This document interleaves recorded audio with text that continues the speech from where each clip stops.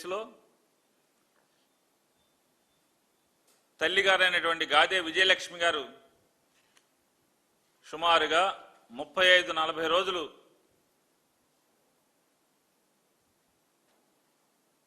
పగలు రాత్రి తేడా లేకుండా పోలీసుల చుట్టూ రోదిస్తూ తన కొడుకు జీవించి ఉన్నాడా లేదా మరణించాడా అనేటువంటి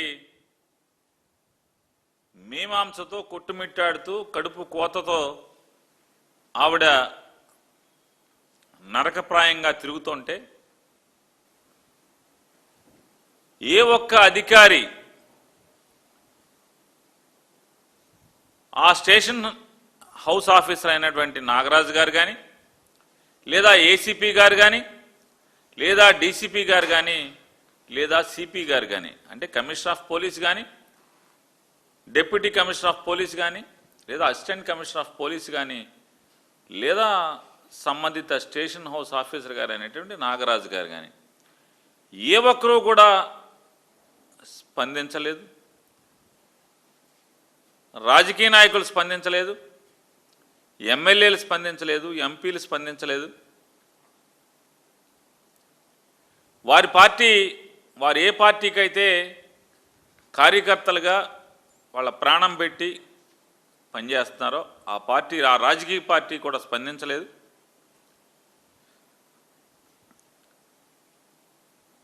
సరే, మేము వైఎస్ఆర్ కాంగ్రెస్ పార్టీ స్పందించిందో లేదో ఇక భగవంతుడికి ఎరుకది. ఇవాళ చంద్రబాబు నాయుడు గారు 40 రోజుల తర్వాత గాదే విజయలక్ష్మి గారు తల్లిగారు, సాయికృష్ణ గారు తల్లిగారు అనేటువంటి గాదే విజయలక్ష్మి గారిని పుట్టెడు శోకంతో బతికున్నాడో తెలియనటువంటి లేదా బ్రతికి చచ్చిపోయాడా, చంపేశారా, బ్రతికే ఉన్నాడా, జీవోత్సవంలాగా ఉన్నాడా, ఏ పరిస్థితి కూడా అర్థం కాని స్థితిలో ఉన్నటువంటి రోధిస్తున్నటువంటి ఆ తల్లిగారిని చంద్రబాబు నాయుడు గారు తన ఇంటికో తన దగ్గరకో పిలిపించుకుని భరోసా ఇచ్చారని చెప్పని తల్లిగారు, మేనమామ గారు, యువకుడు సాయికృష్ణ మేనమామ గారు అలాగే తల్లిగారు ఇద్దరు కూడా చంద్రబాబు నాయుడు గారితో కలిసి వచ్చిన తర్వాత వారు ప్రపంచానికి ఇన్నాళ్ళు తమకు అండగా ఉన్నటువంటి కొన్ని మీడియా ఛానల్స్కి వారు చెప్పారు, ప్రపంచానికి చెప్పారు. ఎవరెవరైతే ఆవిడ పట్ల సానుభూతితో ఉన్నారో వారందరికీ కూడా చంద్రబాబు నాయుడు గారు నన్ను బాగా మంచి మాట చెప్పారు, నాకు భరోసా కల్పించారు, నాలో నమ్మకాన్ని కలిగించారు, నీకు న్యాయం చేస్తానని చెప్పారు. నేను నమ్మకంతో ఇంటికి వెళ్తున్నాను అని చెప్పి వారు చెప్పారు. సంతోషమే. ఈ రాష్ట్ర ముఖ్యమంత్రిగా శోకంలో ఉన్న ఆవిడ ఇంటికి వెళ్ళకపోయినా కనీసం ఆవిడని పిలుచుకునైనా 40 రోజుల తర్వాత ఆవిడ దుఃఖాన్ని పోగొట్టే ప్రయత్నం చేసినందుకు, వారికి నమ్మకాన్ని కలిగించినందుకు ఆంధ్ర రాష్ట్ర ప్రజల తరపున అభినందనలే. అలాగే నారా చంద్రబాబు నాయుడు గారిని ఇంకొక విజ్ఞప్తి చేస్తున్నాం. అయ్యా, గాదే విజయలక్ష్మి గారి కుటుంబానికి, వాళ్ళ తమ్ముడు గారికి వాళ్ళకి భరోసా ఇచ్చారు, నమ్మకాన్ని కలిగించారు, వారికి న్యాయం చేస్తా అని చెప్పారు. మరి అనేక సందేహాలు అంటే పుట్టెడు సందేహాలు ఉన్నటువంటి, అనుమానాలు ఉన్నటువంటి ఆంధ్ర రాష్ట్ర ప్రజలకు కూడా మీరు భరోసాని, నమ్మకాన్ని కలిగించడంతో పాటుగా ఈ రాష్ట్రానికి పోలీసుల యొక్క దాష్టికాలని ఏ రకంగా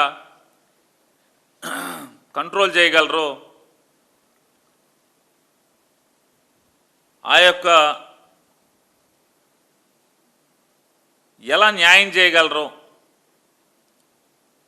ఎక్కడెక్కడైతే పోలీసులు దాష్టికం, పోలీసుల యొక్క అంటే అందరూ కాదు, కొద్దిమంది పోలీసులు పై అధికారుల యొక్క భరోసా,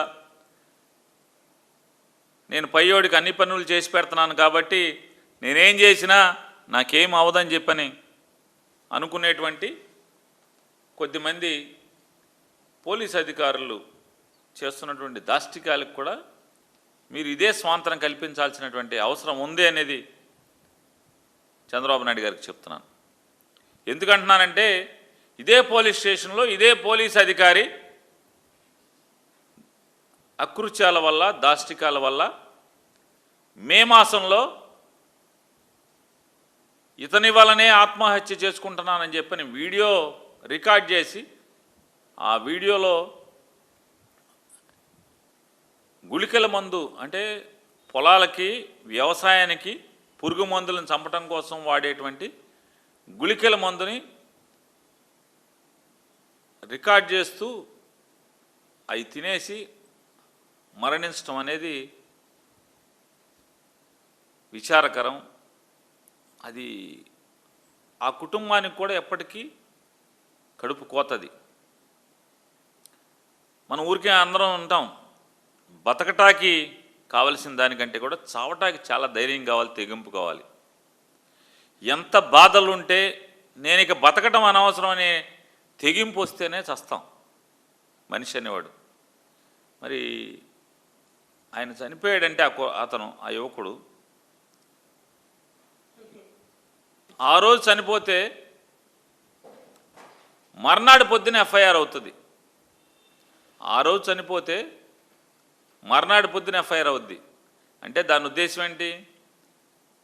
పై అధికారులందరూ కూడా ఎలాగోలా నువ్వు దాన్ని కప్పెట్టమని చెప్పిన అవకాశం ఇవ్వబట్టి ఆ రోజు వాళ్ళని బెదిరించో అదిరిచ్చో ఆ తల్లిదండ్రులు నోరు మూయించి తెల్లారి వీళ్ళకేం సంబంధం లేనట్టుగా ఎఫ్ఐఆర్ కడతారు. దానిలో ఎక్కడ కూడా వీడియో గురించి చెప్పరు.